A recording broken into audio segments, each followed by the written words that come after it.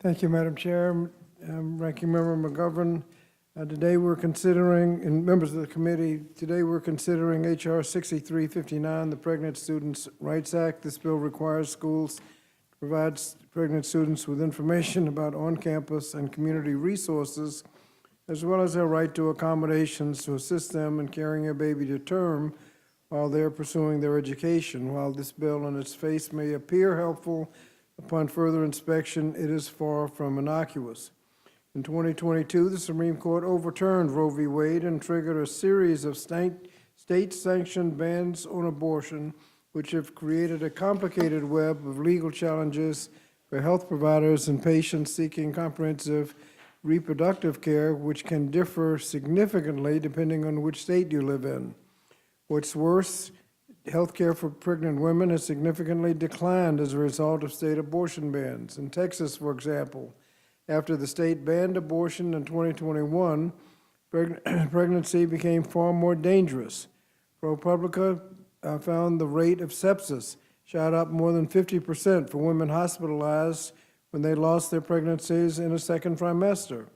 They also published data that adds empirical weight to the mounting evidence that abortion bans have made the common experience of miscarriage, which occurs in up to 30% of pregnancies, far more dangerous.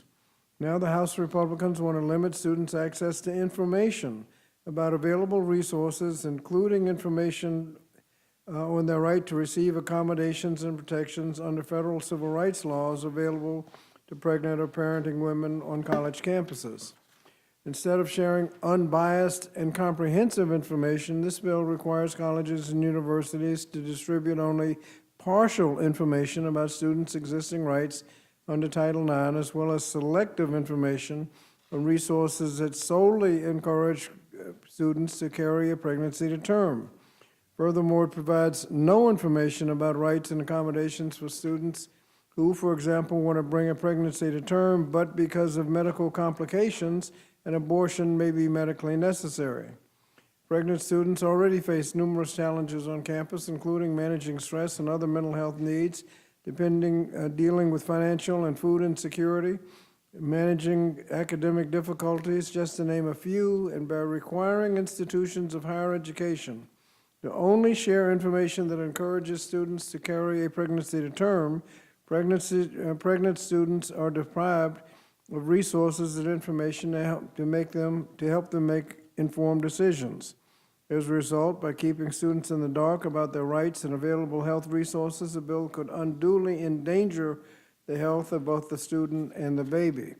For example, this legislation fails to require schools to inform students about contraception, which could help students avoid unplanned pregnancies, their full rights under existing civil rights laws, resources for those who experience a miscarriage, information about medical resources available which might be necessary for high-risk pregnancies, or vital information about resources if a decision to terminate a pregnancy becomes medically indicated. Women should have access to this information so they can make informed decisions. By shielding students from health care information, resources, and rights that are available to them, Republicans are denying them the ability to choose what is best for them and their families.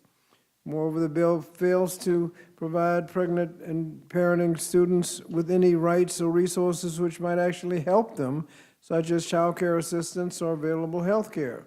Additionally, if a student decides to carry a baby to term, the bill will not even require the provision of basic information about how to sign up for Medicaid, SNAP, or WIC.